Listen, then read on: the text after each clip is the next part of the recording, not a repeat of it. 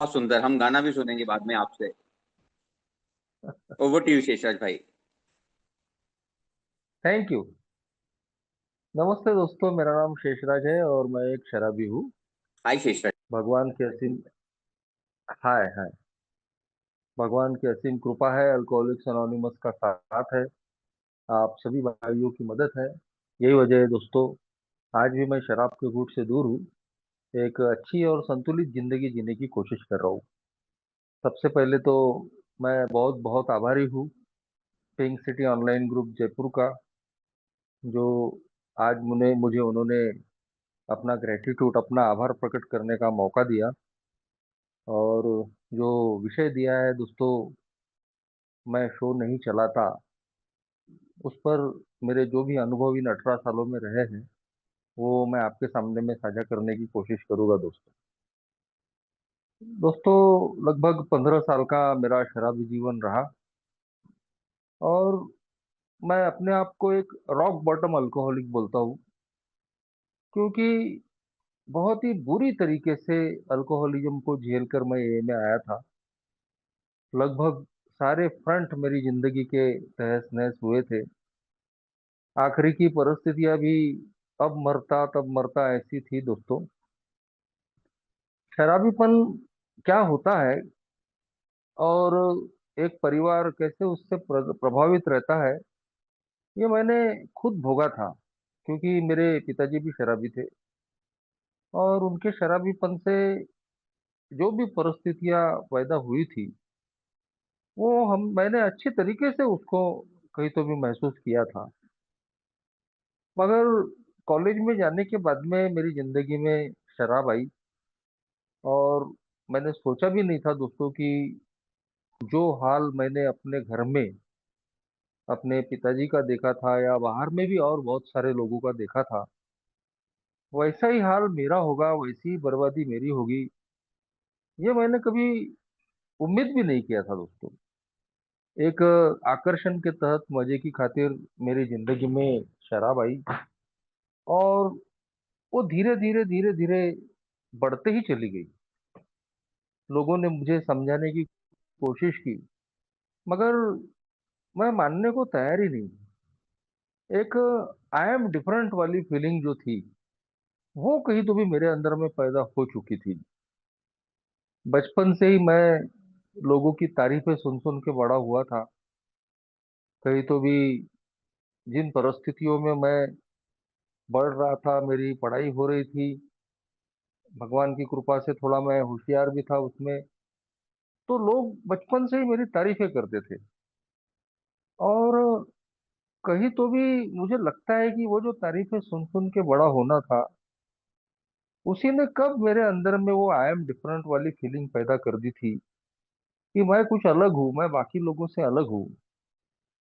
बेशक भगवान ने कुछ क्वालिटीज भी मेरे अंदर दी थी, और शायद उसका भी गुरूर एक पैदा हो गया होगा मेरे अंदर।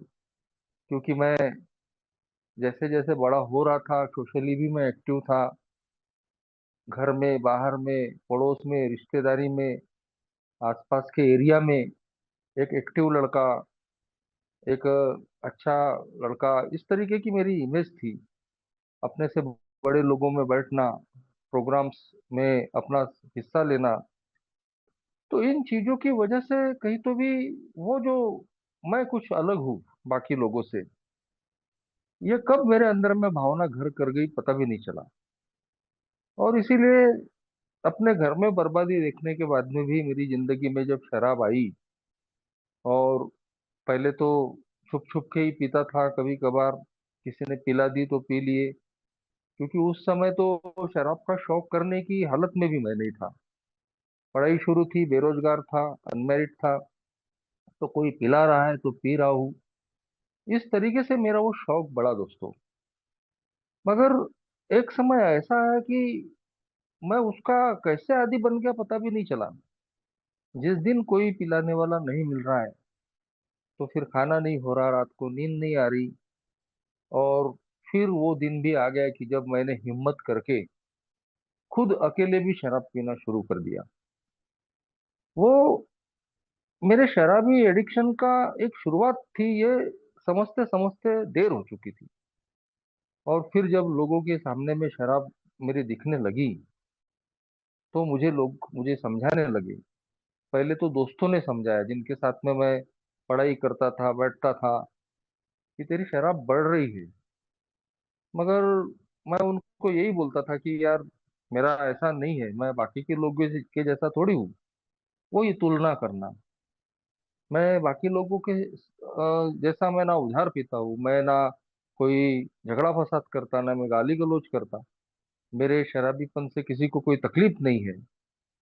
तो ये जो सोच थी मेरी, इस सोच ने दोस्तों कहीं तो भी मेरी शराबीपन को बढ़ावा देना शुरू कर दिया।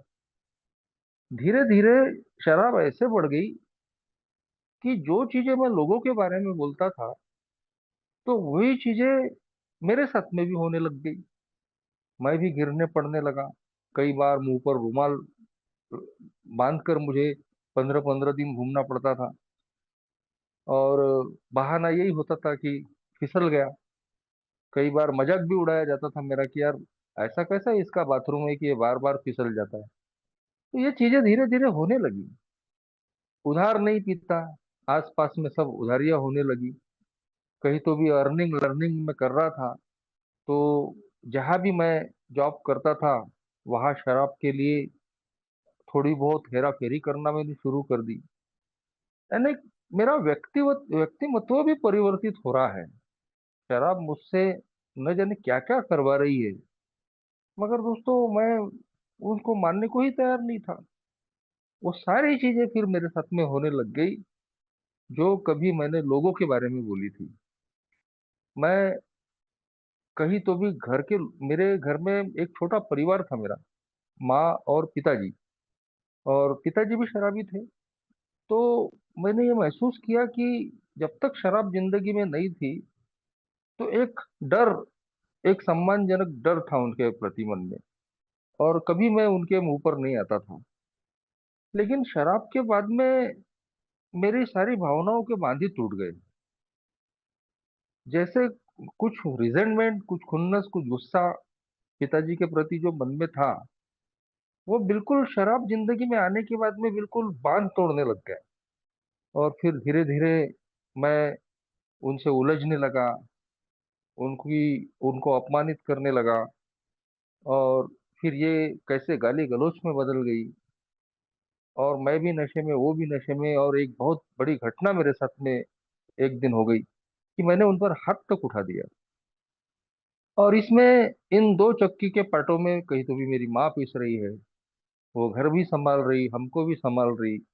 उसके क्या हाल हो रहे होंगे, इसका तो उस वक्त कोई अंदाजा ही नहीं था दोस्तों। अल्कोहलिक्स एनोनिमस में आने के बाद में जब हमारी आंखें खुलती है, नशा पड़ती है, तब कहीं तो भी ये चीजें याद आती है कि हमारे शराबीपन से कैसे लोग दुखी और पीड़ित थे। तो जैसा मैंने बताया कि मेरे घर में पिताजी शराबी जरूर थे, लेकिन धार्मिक वातावरण था। मेरे पिताजी कहीं तो भी पूजा पाठ करते थे, उपवास करते थे। और मैं भी उसमें शामिल होता था। उस वक्त भगवान की संकल्पना चाहे मुझे नहीं भी समझ में आ रही हो, मगर हाथ जोड़ के खड़ा रहना, प्रार्थना करना, ये मेरी जिंदगी का हिस्सा था। लेकिन धीरे धीरे पिताजी के शराबीपन की वजह से, या फिर मेरे एजुकेशन की वजह से, या मेरे जिन लोगों में मैं रहने लग गया था, उन परिस्थितियों की वजह से कैसे मैं नास्तिकता की तरफ बढ़ गया, मुझे भी पता नहीं चला। और धर्म कर्म ईश्वर भक्ति, इन सारी चीजों से मैं कहीं तो भी दूर होते चले गया। घर का भी हाल वही था। पिताजी भी नौकरी जाने के बाद में बीमार रहा करते थे, शराब में रहा करते थे। और उनका भी पूजा पाठ बंद हो गया। और मेरी जिंदगी में शराब आने के बाद में मेरे विचार भी उग्र हो गए। और मुझे याद है दोस्तों कि एक दिन घर में जो पूजा पाठ का जो रखने का सारा सामान था, वो मैंने एक दिन उठाया और ऊपर की अटारी में डाल दिया। और पिताजी को ये बोलते हुए डाला कि इसका कुछ फायदा हुआ क्या। और मेरे पिताजी मेरे मुंह मुंह मुंह की तरफ देखते रह गए, और वो कुछ भी बोलने की स्थिति में नहीं थे। तो इस तरीके से कहीं तो भी जो बची खुची मेरे अंदर में जो श्रद्धा या विश्वास होगा, वो भी एक समय के बाद में खत्म हो गया था। और मैं बोल सकता हूँ कि मैं कंप्लीट नास्तिक बन चुका था। उसके बाद ना कभी कोई प्रार्थना मेरी जिंदगी में हुई, ना कोई कर्मकांड हुआ, ना कोई धार्मिक विचार मेरे मन में आए। बस मैकेनिकली कभी ऐसे किसी प्रोग्राम में मैं शामिल हुआ तो मैकेनिकली मैं रहता था। बाकी उस प्रार्थना से, उस क्रियाकलाप से, कर्मकांड से मेरा कोई मन से दूर दूर तक संबंध नहीं रहता था। तो आधुनिक साइंटिफिक विचार, नए विचार, जो भी धार्मिक लोग हैं उनके बारे उनका मखौल उड़ाना, हर चीज को अंधश्रद्धा से जोड़ना, और इस तरीके से वो जो कॉन्सेप्ट थी कि भाई सब अपने हाथ में है, बाकी अ, कोई भगवान भगवान कोई नहीं है, ये सारी चीजें बेकार है। आदमी को खुद ही मेहनत करना पड़ता है।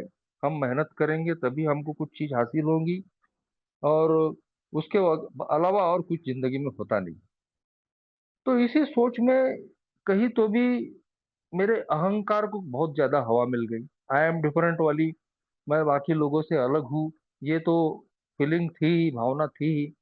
और जब मैं ही अपने आप को भगवान मानने लग गया, तो किसी के सामने झुकना, किसी की बात का सम्मान करना, ये सारी चीजें तो फिर थी ही नहीं जिंदगी में। सेल्फ विल रन राइट, मेरी मर्जी, अपनी मर्जी का बादशाह। और मेरे जैसे शराबी की जिंदगी में ऐसे कुछ चीजें हो भी जाती है कि उसको आंशिक सफलता जिसको बोल सकते हैं, उसकी वजह से भी मुझे ऐसा लगने लगता है कि यार मैंने अपनी जिंदगी में अपने बलबूते पे ये सब हासिल किया है। जैसा मैंने एजुकेशन की जो फील्ड चुनी, तो आज मैं जिस भी प्रोफेशन में हूँ, तो मेरे माँ बाप ने मुझे नहीं बताया था कि इस एजुकेशन में जाओ या ये एजुकेशन करो, क्योंकि वो उस हालत में ही नहीं थे।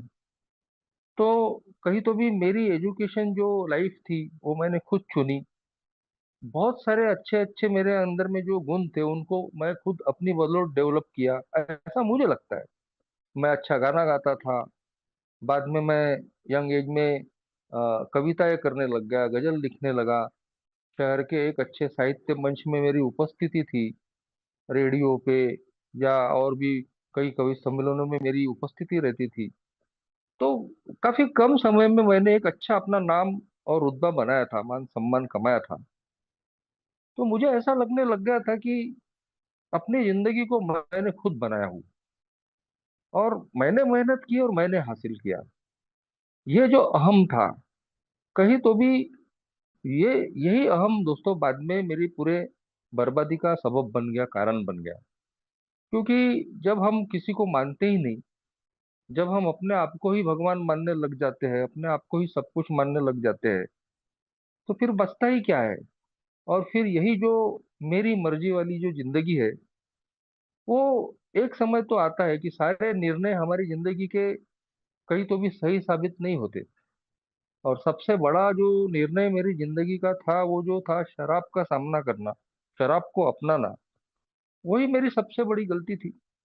जिस आदमी ने अपने घर में बर्बादी देखी हो, घर के बाहर लोगों को मरते हुए देखा हो, और बिल्कुल शराब का शौक करने की जिसकी अवस्था ही ना हो, हालत ही, स्थिति ही नहीं हो, वो आदमी अगर शराब को चुन रहा है, अगर पढ़ा लिखा होने के बाद भी, समझदार होने के बाद भी, तो वो अपने पाँव पे ही कुल्हाड़ी मार रहा है।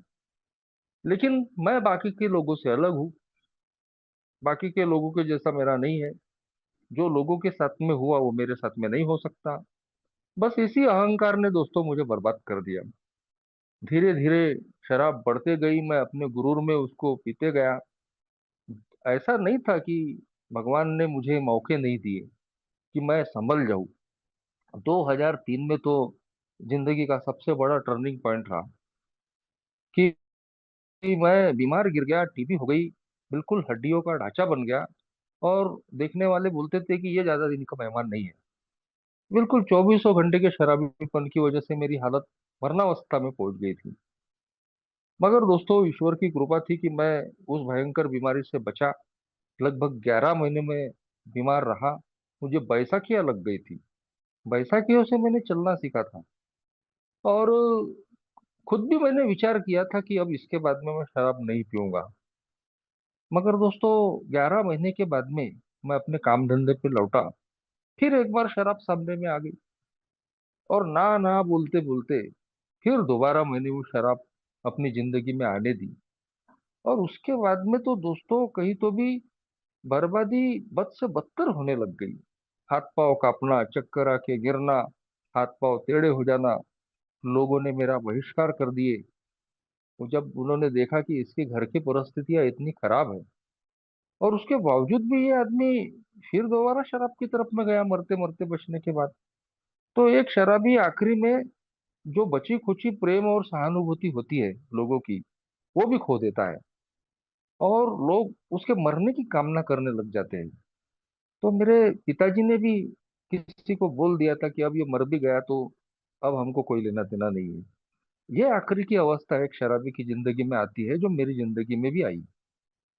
तो कहीं तो भी दोस्तों इन परिस्थितियों से मैं गुजर रहा था, और बिल्कुल मुझे भी लगता था कि मेरे बराबरी के दोस्त अच्छे मुकाम पे पहुंच गए, उनकी शादियां हो गई, उनके बच्चे हो गए, मेरा कोई ठिकाना नहीं था, अच्छी खासी उम्र हो रही थी। तो मुझे भी लगता था कि मैं भी शराब से दूर हो जाऊं, एक अच्छी जिंदगी जीऊं। और मैं कोशिश कर रहा था, अपने विल पावर पे शराब से दूर रहने की मैंने कई बार कोशिश की, मगर नहीं हुआ दोस्तों। आसपास के मैंने डॉक्टर्स कई चले, मैं डॉक्टरों का मैंने मदद लेने की कोशिश की, मगर वो सिर्फ नींद की गोलियां, नींद की दवाइयां देते थे, और मेरा कोई समाधान ही नहीं होता था। एक सरकारी हॉस्पिटल के साइकेट्रिक के पास में गया, मगर मैं पीकर ही जाता था। तो उसने दूसरे तीसरी बार मुझे देखा पीकर है तो उसने भगा दिया, और बोले इसके बाद आना मत। बाद में वो डॉक्टर एक ही मीटिंग में जब मैं सोबर हो गया तब आए, गेस्ट बन के। तो उनके सामने मैंने शेयर भी किया कि आपने मुझे भगा दिया था, लेकिन आज मैं एक ही बदौलत सोबर हूँ। तो इस तरीके से दोस्तों मैंने अपनी जिंदगी चलाने की अपनी मर्जी से पूरी कोशिश तो कर ली। बहुत सारा ज्ञान भी मैंने इकट्ठा कर लिया, बहुत पुस्तकें पढ़ता था, बहुत न्यूज़पेपर पढ़ता था, हर प्रकार की पुस्तकों का ज्ञान मैंने हासिल किया था। लेकिन मेरा जो नॉलेज है, मेरा जो जो भी जानकारी है, वही मेरे काम में नहीं आ रही थी। मेरा जो नाम मैंने कमाया था, वो मेरी कोई मदद नहीं कर रहा था। और इस तरीके से दोस्तों मैं पूरी तरीके से अपने आप को पावरलेस महसूस कर रहा था। Hopeless condition of body and mind. जो डॉक्टर विलियम सिल्कवर्थ, जिन्होंने हमारे को फाउंडर बिल डब्ल्यू का इलाज किया, वो एक अल्कोहलिक के बारे में कहते हैं कि आखिरी में हमारी परिस्थिति मन और शरीर की निराशाजनक अवस्था। तो इस तरीके की मेरी आखिरी परिस्थितियां थी, और मैंने हाथ टेक दिए थे कि अब कुछ शराब बंद होती नहीं, अब पीते पीते मरना है। मगर दोस्तों मेरी उच्च शक्ति को, मेरे ईश्वर को शायद ये मंजूर नहीं था, और फिर मुझे अल्कोहलिक्स अनोनिमस का दोबारा संदेश मिला। दोबारा इसलिए कहता हूँ कि 2007 अगस्त में मैं दूसरी बार आया, और आने के कुछ महीनों के बाद, सालों के बाद याद आया मुझे कि मैं इस जगह पहले भी लाया गया था। कुछ साल पहले मेरे नॉन अल्कोहलिक दोस्त ने मुझे एक ही मीटिंग में लाया था, और लाकर बिठा दिया। मेरे जो दोस्त थे वो मुझे बहुत चाहते थे। उनको लगता था कि यार पी पी के मर जाएगा ये, चक्कर आके गिर जाता था, हाथ पांव टेढ़े हो जाते थे।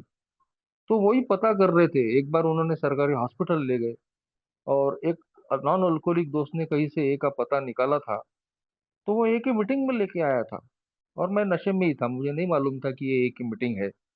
15 मिनट बिठाल कर वो मुझे उस मीटिंग से बाहर ले गया। बोले चलो, बोले। मैं बोला क्या हो गया, बैठते हैं। अरे नहीं नहीं, बोले तुम नहीं टिकोगे, बोले यार। बोला क्या हो गया। अरे बोले यहाँ सब ये ईश्वर प्रभु भगवान चल रहा है, बोले, और मैं जानता हूँ, बोले कि तुम यहाँ नहीं टिकोगे। उसको मालूम था दोस्तों कि मैं नास्तिक इंसान हूँ, मैं किसी को मानता नहीं हूँ, और मैं यहाँ नहीं टिक पाऊंगा, ये मेरा निर्णय उसने ही ले लिया था। मगर शायद जो भी हुआ सो अच्छा हुआ। हो सकता है उस वक्त तो मैं नशे में था, मगर होश में आ जाता और फिर इन चीजों को मैं इशू बना के अगर बाहर निकल जाता था, तो शायद फायदा भी नहीं होता था।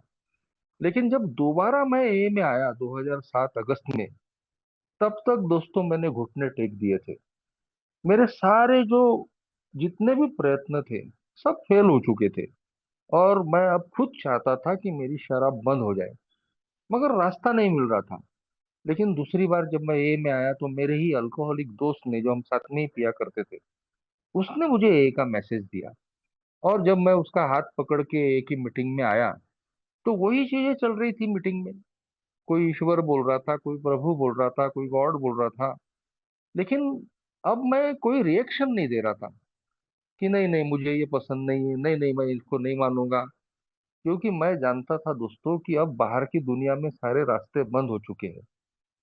ये जो मैं शो चलाता हूँ, ये जो चीज थी मेरे मन में कि सब अपने हाथ में है, सब कुछ अपने को ही करना पड़ता है, कोई ईश्वर नहीं, कोई भगवान नहीं, कोई उच्च शक्ति नहीं।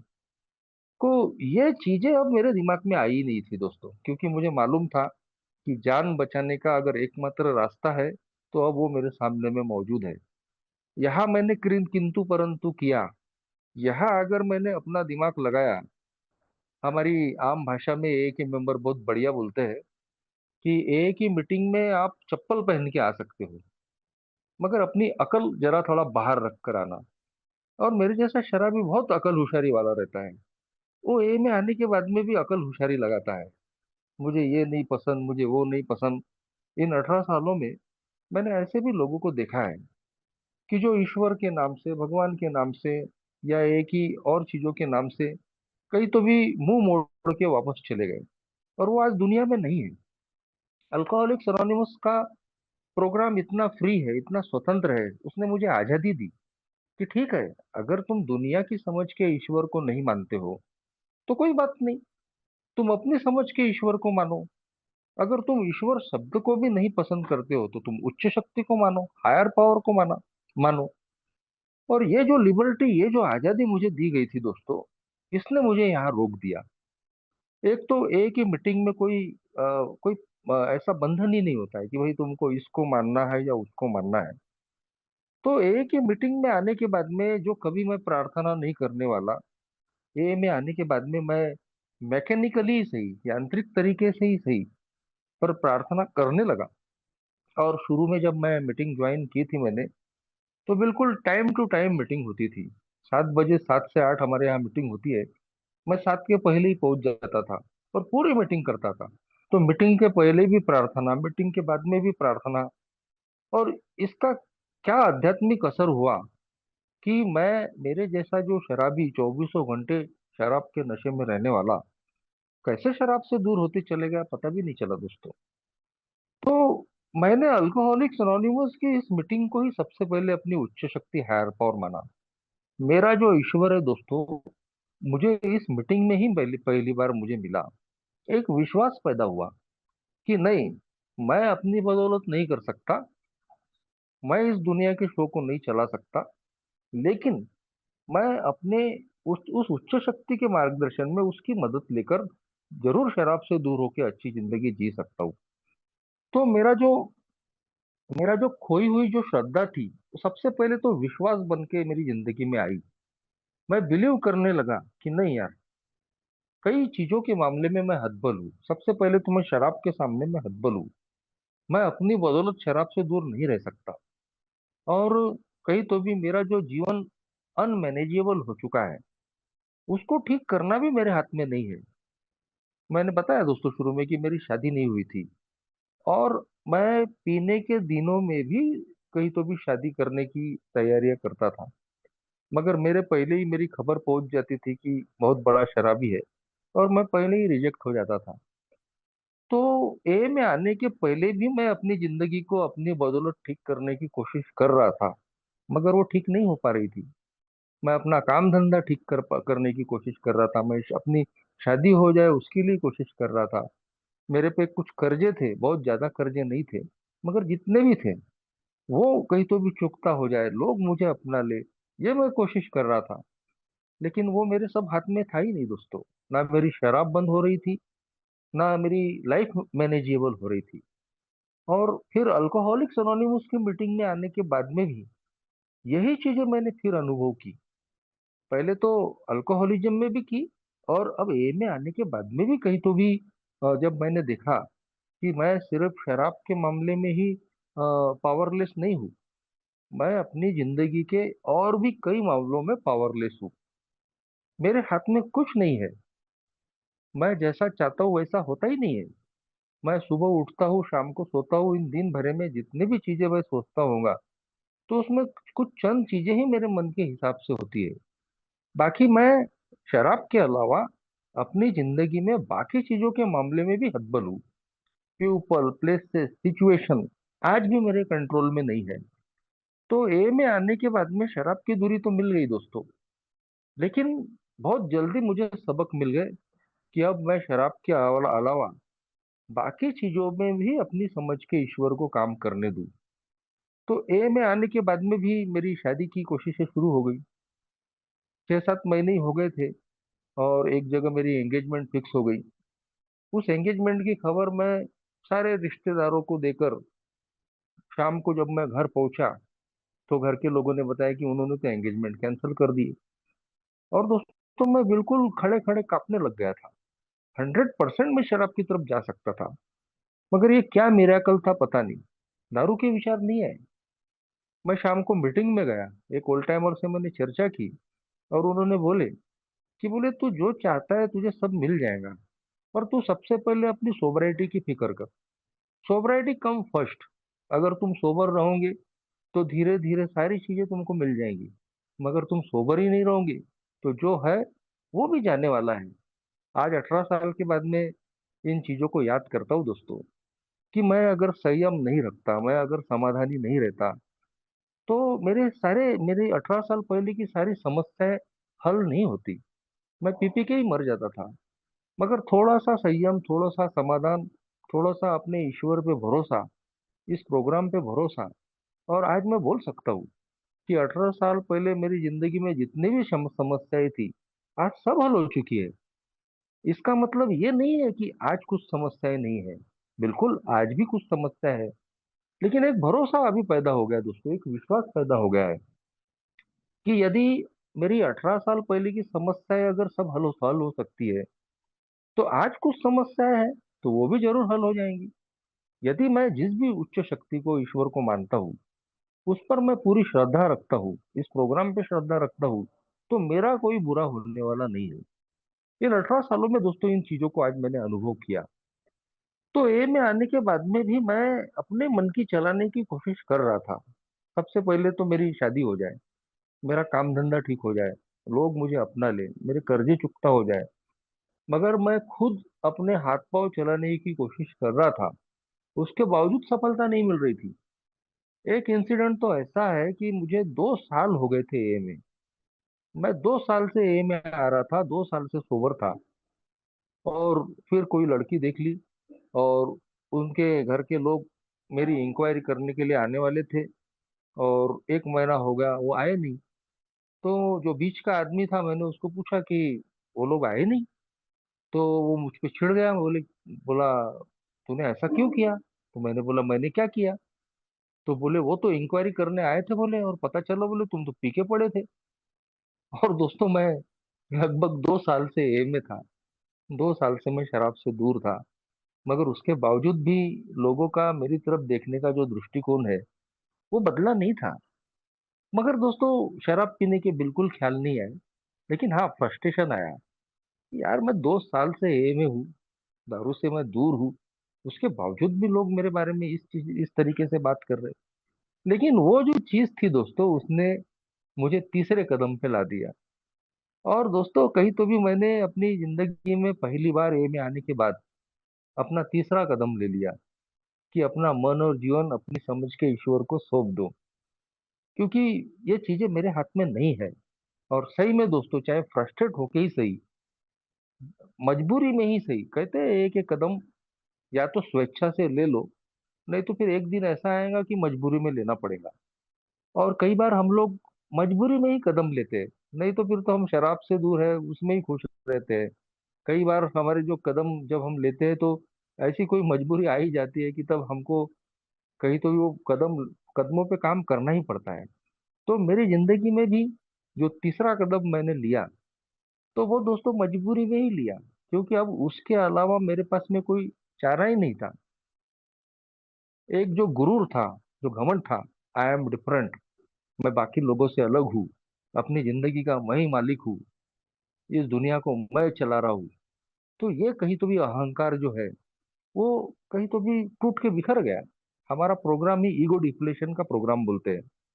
ये सारे जो 12 कदम है दोस्तों, ये ईगो डिप्लेशन के स्टेप्स है, हमारे अहंकार की हवा निकालने वाले। हर कदम पे हमारे घमंड का चकनाचूर होता है। पहले कदम पे हमको नतमस्तक होना पड़ता है कि दारू के मामले में मैं कमजोर हूँ, पावरलेस हूँ।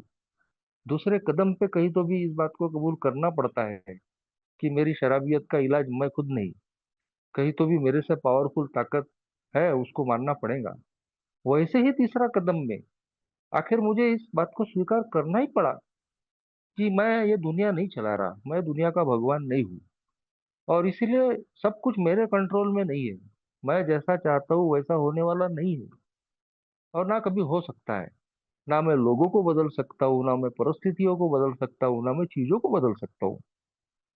और जब मैंने अपना तीसरा कदम ले लिया, अपनी समझ के ईश्वर को सब कुछ छोड़ दिया, अपनी समस्याएं, और मिराकल हो गए दोस्तों। उसके कुछ ही महीनों में एक अनजान आदमी आया और मेरा रिश्ता जोड़कर चले गया। पता भी नहीं, अब उसके बाद में मैंने कभी उसको देखा भी नहीं। आज मेरी शादी को ही दोस्तों लगभग 16 साल हो गए, और बहुत अच्छी लाइफ मैं अपनी वाइफ के साथ में, बच्चों के साथ में जी रहा हूँ। तो धीरे धीरे मेरी सारी समस्याओं का निराकरण होते चले गया दोस्तों। कहीं तो भी पहली लड़की हुई, थोड़ी लेट हुई, और उसमें भी कहीं निराशा का सामना करना पड़ता था। लेकिन यही, ये जो प्रोग्राम है, ये जो ईश्वर है, उस पर मैंने अपनी श्रद्धा रखा। और फिर 2 साल के बाद में मुझे लड़की हुई। और भगवान की कृपा से दोस्तों, एट द एज ऑफ 45 भगवान ने फिर और एक बार दूसरा लड़का दिया। जबकि कहीं तो भी ऐसा लगता था कि मुझे कि भाई मेरे घर में सारे मेल मेंबर, लेडी मेंबर है। मेरी लड़की, मेरी माँ, मेरी वाइफ, और मैं अकेला ही मेल मेंबर था। तो ऐसा मुझे, मेरे मन में कभी लड़के की हसरत नहीं थी, और कभी मैंने इस तरीके से विचार भी नहीं किया था। लेकिन मन में एक आता था विचार कि चलो यार, घर में और एक मेल मेंबर होना चाहिए। बाकी मैंने कभी भी मन में इस तरीके के विचार रखे नहीं थे कि भाई लड़की ही क्यों हुई और लड़का चाहिए, इस तरीके के कभी भी मन में विचार नहीं थे। मगर दोस्तों, बिल्कुल ईश्वर की कृपा से मेरी जिंदगी में फिर एक बार मुझे बच्चा हुआ, और 45 की एज में मुझे लड़का मिला। तो कहने का मतलब ये है कि ये सारी चीजें मेरे अपने बस की बात नहीं थी। और मैं इस प्रोग्राम में आने के बाद में इस बात को आज मैं इस मानता हूँ कि जो भी मेरा ईश्वर है वो मेरी जरूरत के हिसाब से मुझे सारी चीजें देता है। मैं जब चाहूंगा तब मुझे वो मिलने वाली नहीं है। क्योंकि ये शो मैं नहीं चलाता, मैं दुनिया को नहीं चला रहा हूँ। मेरा मेरा जो जीवन है उसको मेरे अपनी बदौलत चलाना मेरे हाथ में नहीं है। उसी कड़ी में एक हिस्सा कि मैं अपने 17वें साल की सोसाइटी में अपना घर बना पाया पिछले साल। कई बार लोगों के ताने मुझे सुनने पड़ते थे कि भाई इतने साल हो गए, दारू से दूर हो, मगर मकान नहीं बना पाए। एक ये मेंबर अपनी वाइफ को लेकर घर में आया, और मेरे सामने ही बोलते बोलते अपनी वाइफ को बोल रहा है, देखो बोले, अभी शेषराज भाई को इतने साल हो गए बोले, उन्होंने भी तो अपना मकान नहीं बनाया बोले। अब वो अपनी मिसेस, अपनी वाइफ को अलग तरीके से इम्प्रेस करने की कोशिश कर रहा होगा कि भाई शेषराज भाई 17 सालों से ए में है फिर भी मकान नहीं बना पाए। तो उसकी कुछ गलतियां होंगी, वो भी उसकी भी एक्सेप्ट कर ले। पर मैंने कुछ उसका बुरा नहीं माना, क्योंकि मैं ये जानता था दोस्तों कि मेरा जो ईश्वर है मेरी जरूरत के हिसाब से मेरी सारी समस्याओं को हल करता है, और मेरी जरूरत के हिसाब से जो भी मुझे लगता है वो देता है। तो मिरेकल्स हुए। और कहीं तो भी पिछले साल मेरा मकान बना, एक बहुत ही बेहतर और बढ़िया मकान मैं पिछले साल बना पाया, चाहे जिस तरीके से भी वो अरेंजमेंट हुआ हो। तो इस बात को ए में आने के बाद में धीरे धीरे समझ में आई दोस्तों कि मैं जब जब कोशिश करता हूँ कि मैं अपने इच्छा से, अपने तरीकों से मैं अपनी जिंदगी को चलाऊं, तो हर बार उसमें सफल नहीं होता हूँ। कभी कभी कुछ कुछ चीजों में सफलता मिल भी जाती है, मगर उसका अहंकार मुझे अगर आ गया और मुझे लगने लग गया कि नहीं नहीं, सब अपने हाथ में है बॉस, सब अपने, मैं अपन करेंगे तभी होगा, तो वहां मुझे इस प्रोग्राम की तरफ लौटना पड़ता है। हमारी जो आत्म शांति की प्रार्थना है, वो बहुत अच्छे तरीके से साफ तौर पे बता देती है दोस्तों कि हमारी जिंदगी में कुछ चीजें हमारे वश में है और कुछ चीजें हमारे वश में नहीं है। बस इसी का भेद मुझे नहीं समझता, और इसी का भेद जानने के लिए, इसी की सद विवेक बुद्धि प्राप्त करने के लिए मुझे एक ही मीटिंग में आना पड़ता है, स्पॉन्सर का सहयोग लेना पड़ता है। आप लोगों के अनुभवों से कई बार वो विवेक मुझे मिल जाता है कि कौन सी चीजें स्वीकार करना और कौन सी चीजें छोड़ देना। अगर कोई चीज मेरे वश में है तो बिल्कुल उसको बदलने के लिए मुझे ही कोशिश करनी पड़ेगी। मगर जब मैं देख रहा हूँ कि वो चीज जिसके पीछे मैं पड़ा हूँ वो मेरे हाथ में नहीं है, तो मैं अपनी मानसिक शांति भंग करने की बजाय और परेशान होने की बजाय आज मेरे पास में एक सबसे अच्छा सुलभ रास्ता ये है कि मैं उसको लेट गो लेट गॉड करूँ, तीसरा कदम लेके ईश्वर के ऊपर में छोड़ दूं। और जब मैं ये करता हूँ तो तुरंत ही दोस्तों मुझे मुक्ति मिल जाती है, तुरंत ही मैं मन से शांत हो जाता हूँ। मेरी जो आज लड़की है दोस्तों, वो 13 साल की है, और जब वो 7 साल की थी तभी उसकी एक कंप्लेंट आई कि उसे ब्लैक बोर्ड से दिखता नहीं। और ये कोरोना के शुरू होने के ठीक पहले की बात थी दोस्तों। कोरोना मार्च 2020 में शुरू हुआ, और 2019 में दोस्तों ये मेरी लड़की का प्रॉब्लम हमको पता चला, और मैं उसको हॉस्पिटल में लेकर गया। उसका सारा चेकअप होने के बाद में पता चला कि आम बच्चों से उसका जो केस है वो स्पेशल है। कहीं तो भी बचपन से ही बाय बर्थ उसकी जो दूर की नजर है वो थोड़ी कम है। और जब उसका ग्लास जब बनाया गया तो वो बहुत ज्यादा नंबर का था। तो कहीं तो भी थोड़ा सा डर, थोड़ी परेशानी का सामना करना ही पड़ा। एक विचार आते थे कि भाई 7 साल की एज में अगर इतना बड़ा ग्लास उसको लग रहा है, इतना बड़ा नंबर उसको मिला है, तो फिर आगे कैसा? अभी आगे तो इतना सारा एजुकेशन उसका होगा, और फिर उसके बाद में इसकी शादी कैसे होगी? एक अल्कोहलिक जो होता है, तो जहाँ न पहुंचे कवि रवि, वहां पहुंचे कवि वाली किस्सा होती है। किसी रस्सी को सांप बनाना। तो इस तरीके के विचार एक अल्कोहलिक होता है, एक इंसान होता है, तो आते ही है। मगर दोस्तों उस वक्त प्रोग्राम मेरे साथ में था, और कहीं तो भी इन कदमों को मैं अपनी जिंदगी में प्रैक्टिस करने की कोशिश कर रहा था, और जिसका ही नतीजा था दोस्तों कि बहुत जल्दी मैं नॉर्मल हो गया। और मैंने अपनी वो समस्या जो थी वो भी मैंने अपने ईश्वर पे छोड़ दी कि मेरे हाथ में ही नहीं है। अगर ये बच्ची का प्रॉब्लम निकला है, उसकी आंखों को बहुत बड़ा ग्लास लग रहा है, तो अब मेरे हाथ में तो नहीं है उसको सब ठीक कर देना। तो मेरे पास में एक ही रास्ता बचा था कि उसको मैं ईश्वर पे छोड़ दूं। और फिर तुरंत ही उसके बाद में कोरोना लॉकडाउन लगा, और उस कोरोना लॉकडाउन में तो हम 1 साल हॉस्पिटल में भी नहीं जा पाए। बस, लेकिन उस 1 साल के कोरोना लॉकडाउन के बाद में जब मैं फिर जैसे ही वो लॉकडाउन रिलीज हुआ और हॉस्पिटल में भी लड़की को लेके गया, तो उसका नंबर ही नहीं बढ़ा था। वो बिंदास मोबाइल्स देखते रही, और कहीं तो भी जो एक डर था कि भाई इसके नंबर बढ़ते जाएंगे, फिर इसको बहुत ज्यादा कॉम्प्लिकेशंस आएंगे। अभी बच्ची देखते देखते 7 से 13 साल की हो गई, अब 7 8 में चली गई। मगर दोस्तों उसके ये आश्चर्यजनक रूप से उसके जो चश्मे के नंबर है वो बढ़ने की बजाय कम होने लग गए। तो ये एक मिराकल है। और ये बात मुझे बताती है कि ये घटना मुझे इस बात को याद दिलाती है कि भाई अपने ईश्वर पे भरोसा रखो। और कोई भी समस्या आती है, प्रॉब्लम आती है, तो घबराने की, विचलित होने की आवश्यकता नहीं है। वैसे भी वो प्रॉब्लम तुम्हारे हाथ में है ही नहीं उस समस्या को हल करना। तो सबसे बेहतर है कि उसको ईश्वर पे छोड़ दो, कोई ना कोई रास्ता जरूर निकल जाता है। तो ये मेरी जिंदगी का एक बहुत बहुत बड़ा मिराकल है। लड़की आज भी मोबाइल देखती है और मैं उसको बहुत ज्यादा मना नहीं करता, क्योंकि ऐसा मुझे लगता है, हो सकता है मैं गलत भी हूँ, कि वो एक प्रकार की थेरेपी मेरी लड़की के साथ में हो गई कि उसकी जो आंखें जो बाय बर्थ जो कुछ कॉम्प्लिकेशंस थे, वो मोबाइल देखने से भी उसको हो सकता है उसका फायदा हुआ हो। उन्होंने तो और बहुत सारे टिप्स दिए थे हमको, पट्टी बांधने के और न जाने क्या क्या। लेकिन ये एक मिरेकल है। कि उसके नंबर बढ़ने की बजाय कहीं तो भी कम होते जा रहे हैं।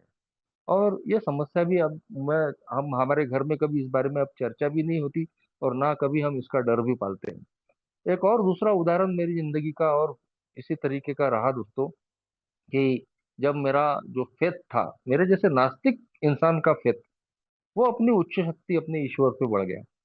कोरोना लॉकडाउन में ही दोस्तों, जब दूसरी कोरोना की लहर शुरू होने की थी, तो महीने भर से ही हम बीमार चल रहे थे। और अ, फिर एक महीने के बाद में हमारी डॉक्टर ने बोला कि आप सब टेस्ट करवा लो।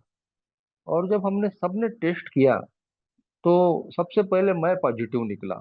और मेरी हालत थोड़ी खराब थी। घर में माँ 67 साल की, मेरी लड़की 7-8 साल की, अ, मिसेस और मेरा लड़का 2 साल का था। तो पहले मैं कहीं तो भी, एक क्वारंटाइन सेंटर था बगल में ही, उस क्वारंटाइन सेंटर में मैं एडमिट हो गया 14 दिनों के लिए। और उस वक्त एक बार आप एडमिट हो जाते हो तो 14 दिन तक बाहर निकलने का कोई रास्ता ही नहीं होता था। 14 दिन तक आपको क्वारंटाइन सेंटर में ही रहना होता था। मगर मेरी हालत ज्यादा खराब थी, मुझे लगा कि यार पहले अपन एडमिट हो जाते हैं, घर के लोगों को दिक्कत न हो जाए। और मैं एडमिट हो गया। और बस दोस्तों, उस क्वारंटाइन सेंटर में जाने के बाद में मैंने सबसे पहले अगर कोई काम किया, तो अपना तीसरा कदम ही ले लिया। कि अब मेरे हाथ में कुछ भी नहीं है कि मेरे घर के लोगों की कल क्या रिपोर्ट आती है, वो पॉजिटिव निकलते हैं नेगेटिव निकलते हैं, उनका क्या होगा क्या नहीं होगा। क्योंकि अब तो मैं 14 दिन के लिए अंदर बुक हो गया हूँ। अब मैं कुछ भी नहीं कर सकता, अब सोच के भी कुछ नहीं कर सकता हूँ। और दोस्तों, रात को मैंने कोई विचार नहीं किया, अपने ईश्वर को प्रार्थना की, मन और जीवन ईश्वर के हवाले छोड़ दिया। अब जो होगा सो देखा जाएगा। और दोस्तों, मैं रात को सो गया। तबीयत जरूर खराब थी, लेकिन मुझे एक अच्छी नींद आई। और दूसरे दिन फिर वाइफ का फोन आया 4 बजे कि हम लोग भी पॉजिटिव है। सिर्फ मेरा जो 2 साल का लड़का था, वही पॉजिटिव नहीं था। बाकी माँ भी पॉजिटिव, लड़की भी पॉजिटिव और मिसेस भी पॉजिटिव। तब तक मैंने देख लिया था दोस्तों, वो क्वारंटाइन सेंटर में रहने खाने का व्यवस्था बढ़िया थी। तो मैंने अपने पूरे परिवार को वहां बुला लिया। और अगले 14 दिन हम लोग उस क्वारंटाइन सेंटर में बड़ी ही खुशी से मजे करके रहे। यानी कोई तकलीफ नहीं, कोई परेशानी नहीं, कोई तनाव नहीं, कोई गिला शिकवा नहीं। जैसे भी उस, और अच्छी व्यवस्था थी उसमें, खाने पीने से रहने सोने से सारी अच्छी व्यवस्थाएं थी। अब अपना घर होता है और बाहर चीजें बाहर होती है। लेकिन दोस्तों, मैं ये बताना चाहता हूँ आपको कि वो 14 दिन हमने बहुत ही अच्छे तरीके से, बगैर गिले शिकवे के हमने निकाले। तो कहीं तो भी यदि मैं बहुत चिंता करता, तनाव में रहता, और मेरे बाद में मेरे परिवार का क्या होगा, कैसा होगा, तो दोस्तों मैं अपनी हालत खुद ही खराब कर देता। लेकिन जब मैं अपने ईश्वर पे सब छोड़ देता हूँ, तो कहीं तो भी रास्ते भी जरूर निकलते हैं। और फिर दोस्तों, जब हम 14 दिन कंप्लीट करने के बाद 27 मार्च को हम घर पहुंचे, और उसके एक हफ्ते के बाद में कोरोना की दूसरी लहर में, न जाने, हम सब जानते हैं, लाखों लोग कहीं तो भी मौत के शिकार बने। तो जो मेरा ईश्वर जो है दोस्तों, अगर मैं उसको अपनी जिंदगी में काम करने देता हूँ, उसको अपनी लाइफ को अगर चलाने देता हूँ, तो मेरा वो कभी भी बुरा होने नहीं देता। आज ये मैं अपनी बात, अब इस बात को आज मैं मानता हूँ। हाँ, कुछ चीजें ऐसी है कि जो मुझे ही करनी पड़ेंगी। और इसीलिए शायद भगवान ने मुझे हाथ पांव दिए हैं, अच्छी बुद्धि दी है, दिमाग दिया है, शरीर दिया है। तो वो घर बैठे भगवान का भजन करने के लिए तो नहीं दिया है, मेहनत करने के लिए दिया है। लेकिन मेरी जिंदगी की और भी बहुत सारी सच्चाइयां हैं, जो मुझे कबूल करनी पड़ती है, कि हर चीज मेरे हाथ में नहीं है। और बस उसी को एक्सेप्ट करने का, एक्सेप्टेंस करने का, स्वीकार करने का ये प्रोग्राम है। जैसे हम ए में आने के बाद में इस बात को स्वीकार कर लेते हैं कि शराब के सामने में हतबल है हम, और हमसे नहीं होने वाला। और हम उसके लिए एक उच्च शक्ति को या ईश्वर को मदद मांगते हैं। तो ठीक वैसे ही दोस्तों, एक समय के बाद में हमको अपनी बाकी लाइफ की, बाकी जिंदगी की चीजों के बारे में भी एक्सेप्टेंस लाना ही पड़ता है। कि जैसे मैं शराब के मामले में पावरलेस हूँ, वैसे ही जिंदगी के और भी बहुत सारी चीजों के मामले में मैं हतबल हूँ, पावरलेस हूँ। और वहां कहीं तो भी ये जो सारी जिंदगी का जो शो है, उसको चलाने की जो जिम्मेदारी है, उस डायरेक्टर को ही देना पड़ता है। आज मैं मानता हूँ दोस्तों कि मेरी जिंदगी का डायरेक्टर मैं नहीं हूँ, ये शो मैं नहीं चला रहा हूँ। मेरा जीवन, मेरे जीवन की जो भी अच्छाई बुराई है, वो सब मेरे ईश्वर के हाथ में है। और जितना मैं उस पर डिपेंड होता हूँ, जितना मैं उस पर निर्भर होता हूँ, उतना ही मैं देखता हूँ दोस्तों कि मैं ज्यादा स्वतंत्रता पूर्वक जी पाता हूँ, ज्यादा तनाव रहित जिंदगी में जी पाता हूँ। जितना मैं लाइफ को कंट्रोल करने की कोशिश करता हूँ, जितना मैं लोगों को कंट्रोल करने की कोशिश करता हूँ, उतना ही देखता हूँ दोस्तों कि मेरा जो जीवन है वो तकलीफ में गिर जाता है। और इसीलिए दोस्तों, आज मैं मेरे ईश्वर का, जो भी मेरी उच्च शक्ति है, उसका मैं बहुत बहुत आभारी हूँ। और हमेशा मैं ग्रेटफुल रहने की कोशिश करता हूँ। अपनी जिंदगी अपने हिसाब से चलाने की बजाय मेरी समझ का जो भी मेरा ईश्वर है, जो भी मेरी उच्च शक्ति है, उसके हिसाब से चलाने की आज मैं कोशिश करता हूँ। और यही वजह है दोस्तों, एक बहुत ही अच्छी और बेहतर जिंदगी आज मैं जी पा रहा हूँ। जो भी मेरे अनुभव थे मैंने रखा, आपने सुन लिया, बहुत बहुत धन्यवाद धन्यवाद। मुझे अपना ग्रेटिट्यूड अदा करने का मौका दिया, उसके लिए पिंक सिटी ग्रुप का भी मैं बहुत बहुत आभारी हूँ। Thank you.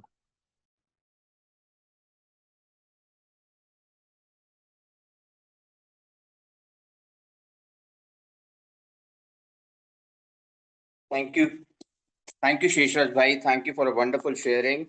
और आपको एक बार फिर से बहुत बहुत मुबारकबाद, बहुत बहुत शुभकामनाएं आपने संयमित जीवन के 18 वर्ष संपूर्ण करने के लिए।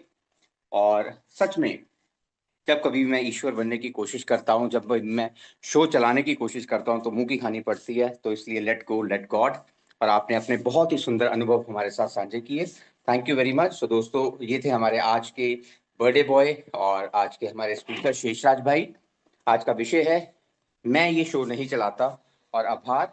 और अब हम now floor is open to all of you. But उससे पहले मेरा एक announcement regarding 7th edition of Alcoholics Anonymous. As per 7th edition of Alcoholics Anonymous, every A group is self-supporting, declining any outside contribution. तो दोस्तों, kitty contribution के लिए हमारे group trainer Siddharth भाई का मोबाइल नंबर आपके चैट बॉक्स में आएगा। जो भाई भी ए के सदस्य किटी में कंट्रीब्यूट करना चाहते हो, वो दिए गए नंबर पर गूगल पे, फोन पे या पेटीएम किसी भी माध्यम से आप अपना सहयोग कर सकते हैं। जो नए मेंबर्स हमारे साथ ज्वाइन हुए हैं या जो एलेनॉन की बहनें हमारे साथ ज्वाइन हुए, उनसे निवेदन वो किटी में किसी तरह का कंट्रीब्यूशन ना करें। उनका सबसे बड़ा सहयोग इन मीटिंग्स में आते रहना है। तो दोस्तों, अब हम मंच ओपन करते हैं। तो please come forward, raise your hand. आप में से जो भी शेषराज भाई को बधाई देना चाहते हो उनके सोब्राइटी बर्थडे पे, या अगर आप अपना एक्सपीरियंस ऑफ स्ट्रेंथ शेयर करना चाहते हो आज के विषय पर, या general experience of strength share करना चाहते हो, तो प्लीज कम फॉरवर्ड। मीटिंग का समय कीमती है, प्लीज आगे आए, अपना वर्चुअल हैंड रेज करें और मुझे सहयोग दें। आगे आइए दोस्तों। We are 87 in number.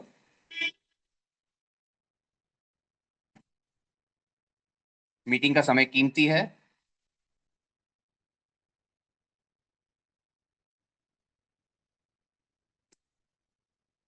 Yes, we have a hand raise. Yes Saurabh भाई, प्लीज अनम्यूट। हाय भाई लोगों, मैं सौरभ शराबी फ्रॉम दिल्ली। 10 महीने हो हाय चुके सौरभ हैं भाई। और हाय hi all.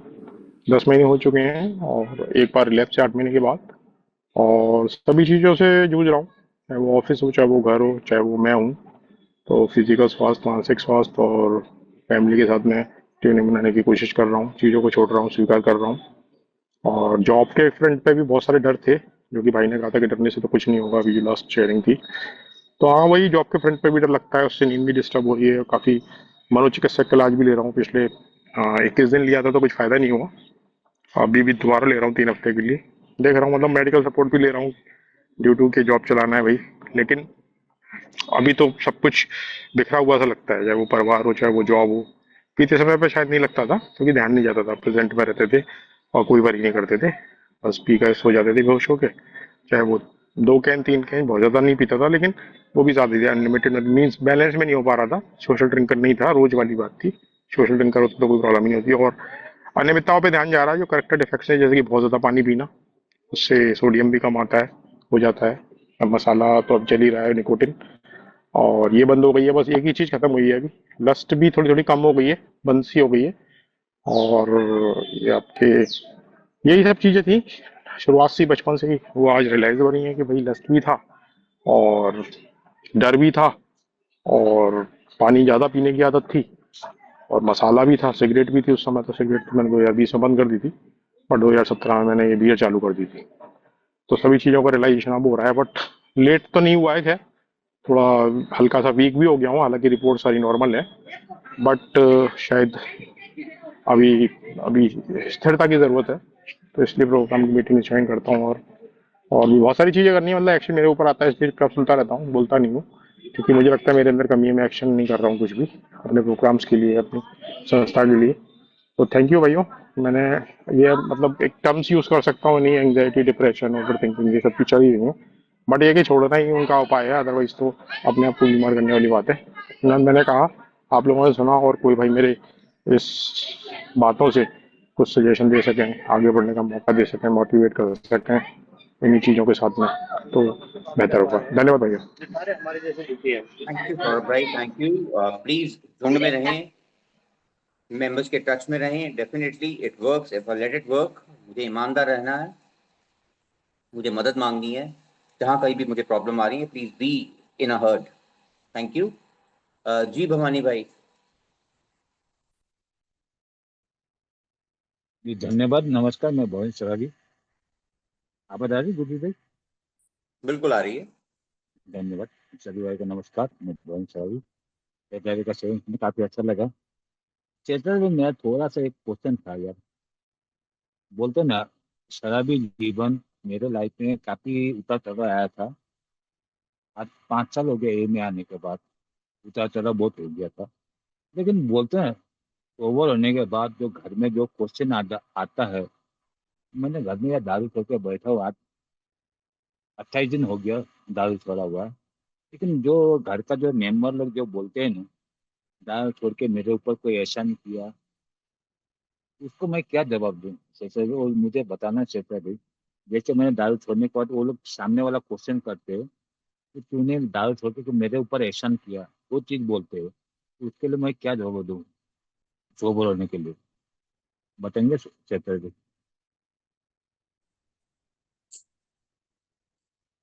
Thank you Bhavani भाई। शीर्षद भाई, अगर आप जवाब देना चाहते हो।